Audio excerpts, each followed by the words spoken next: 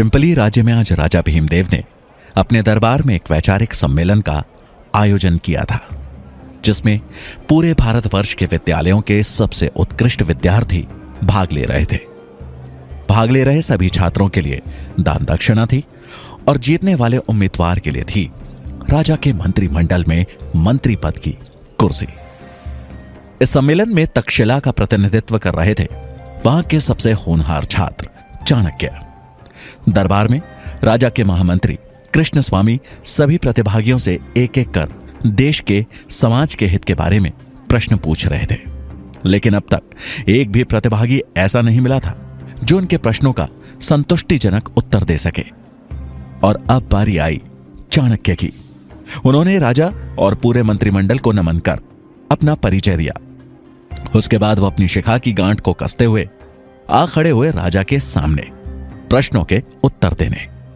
उनके चेहरे पर एक शालीनता का भाव था।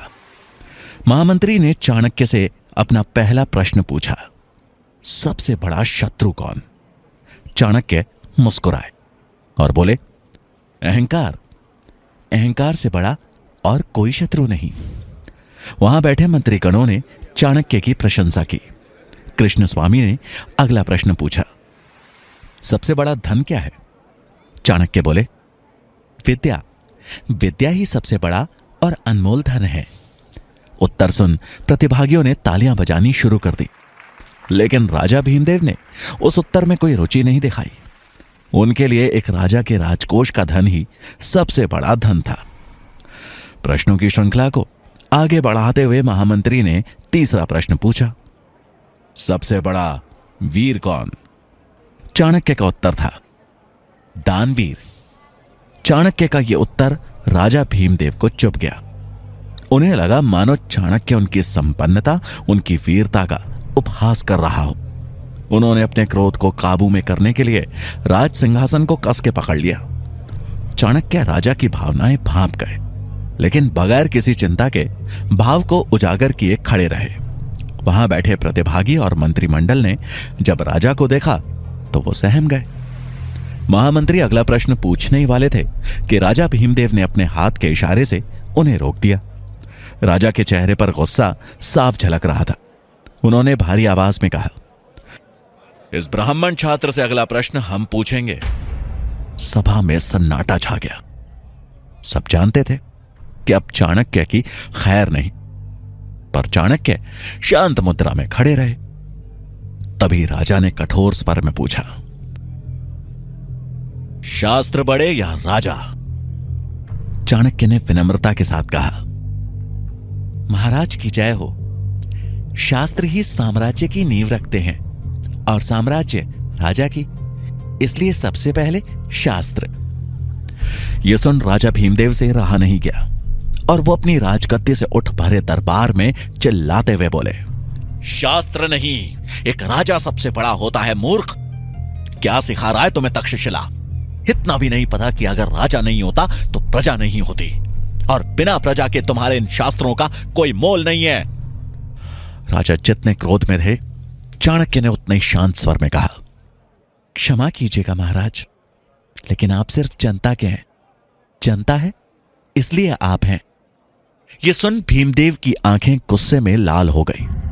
उन्होंने तलवार के मूठ पर हाथ रखते हुए कहा, अब तो जैसा साधारण छात्र मुझे बताएगा कि मेरा अस्तित्व सिर्फ प्रजा की वजह से है। अपनी सीमाएं मत भूल, तो खुद एक भिखारी है जो यहां दान लेने आया है। चाणक्य को यह बात चुभ गई। राजा ने सिर्फ उनका ही नहीं बल्कि तक्षशिला का भी अपमान किया था।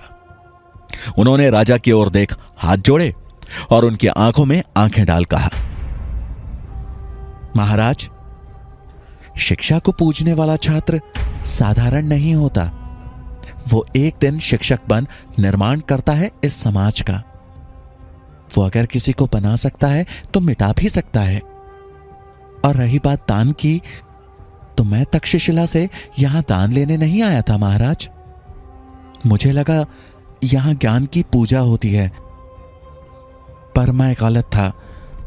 जहां शास्त्रों का मान नहीं किया जाता, वहां मैं एक क्षण नहीं रुकना चाहता। ऐसा कहते हुए उन्होंने राजा को प्रणाम किया और दरबार से बाहर जाने लगे। उन्हें जाता देख राजा ने अपनी तलवार खींच ली और कहा, तुझे जाने की आज्ञा किसने दी?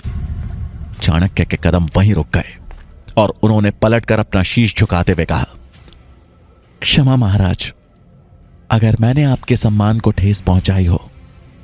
ये एक सम्मेलन है और मैंने बस अपने विचार व्यक्त किए।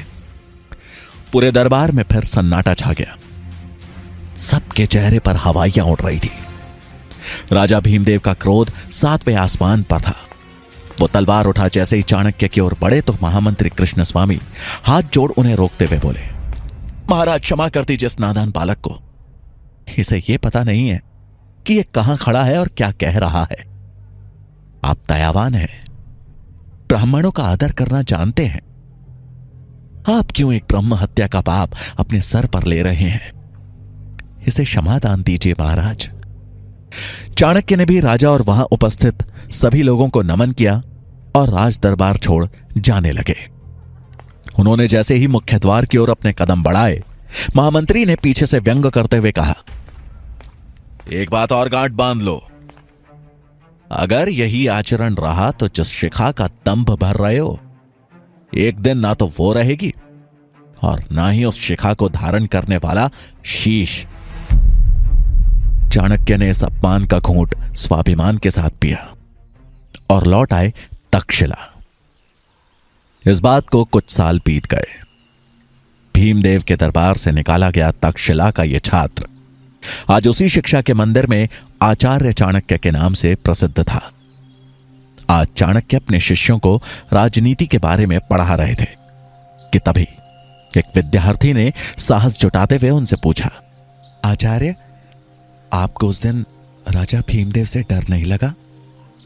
उनके हाथ में तलवार, दरबार में सैनिक थे, लेकिन आप तो निहत्थे थे। चाणक्य मुस्कुराए और बोले, निहत्था कहां था ना मेरे पास मेरा सबसे बड़ा शस्त्र। यह सुन वहां बैठे शिष्य एक दूसरे का मुंह ताकने लगे। चाणक्य ने उनकी विडंबना भांप ली। बोले, बुद्धि, यही मेरा शस्त्र था और है।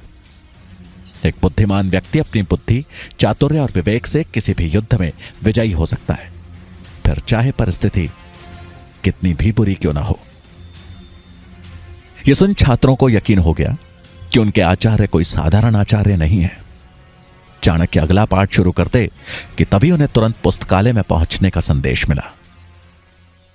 पुस्तकालय पहुंच चाणक्य को वहां आए एक संदेशवाहक से पता चला कि गांधार के राजा आंबी ने बिना लड़े ही मैसेडोनिया के सम्राट सिकंदर के सामने आत्मसमर्पण कर दिया है और अब सिकंदर की नजर संपूर्ण भारत पर है। खबर सुन चाणक्य चकित रह गए और कुछ सोचते हुए वहां उपस्थित आचार्यों से बोले, इसका मतलब तो यह हुआ कि सिकंदर कभी भी भारत पहुंच सकता है। हमें भारत को बचाना होगा और यह तभी संभव है जब भारत अखंड बने। मुझे शीघ्र यह बात मगध के महाराज धनानंद तक पहुंचानी होगी। चाणक्य की बात सुनकर आचार्य मेघनाथ हंसते हुए बोले, आप जानते हैं ना धनानंद कैसा राजा है और भला वो आपकी बात क्यों मानेगा? यह सुनकर चाणक्य ने जवाब दिया, मैं खुद जाऊंगा मगध और अखंड भारत का प्रस्ताव उनके सामने रखूंगा। मुझे विश्वास है कि वो भी भारत को विदेशी आक्रमणों से बचाना चाहेंगे। मेघनाथ बोले, धनानंद सुनेगा और वो भी आपका प्रस्ताव? भीमदेव के दरबार से बचकर निकल आए, अपने को भाग्यशाली समझिए। धनानंद के दरबार गए तो मान और जान दोनों से हाथ धोना पड़ेगा। मेरा सुझाव मानिए और केवल अपना काम कीजिए, बच्चों को शिक्षा देने का काम। भलाई इसी में है। यह सुन के चाणक्य हैरानी से बोले, आचार्य, मैं एक ब्राह्मण हूं और ब्राह्मण का कर्तव्य होता है लोगों को सही दिशा दिखाना। अगर राजा धनानंद अपनी दिशा से भटकेंगे तो यह मेरा कर्तव्य है कि मैं उन्हें सही रास्ता सुझाऊं, नहीं तो सर्वनाश के सिवा कुछ नहीं होगा यहां। आप अपना कर्तव्य भूल गए हों, पर मैं ऐसा नहीं कर सकता। मुझे आज ही मगध के लिए निकलना होगा। आगे जानने के लिए डाउनलोड करें पॉकेट FM और सुनिए चाणक्य,